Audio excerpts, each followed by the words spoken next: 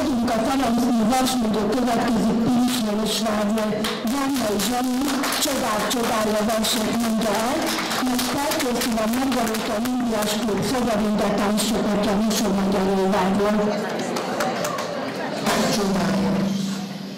Tavasszal mindig arra gondolok, hogy a fűszálak milyen boldogok.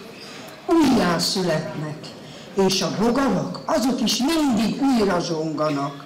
A madárda is ugyanaz. Újjáteremti őket a tavasz. A tél nekik csak álom, semmi más. Minden tavasz csodás megújhodás.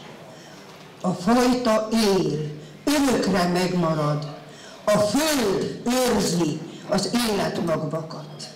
A nap kikelti, és minden újra él, fű, fa, virág, bogár, s falevél. Ha bölcsebb lennék, mint milyen vagyok, innám a fényt, ameddig rám ragyog. A nap felé fordítnám arcomat, s feledném minden búmat arcomat. Élném időmet, amíg élhetem, hiszen csupán egy perc az életem.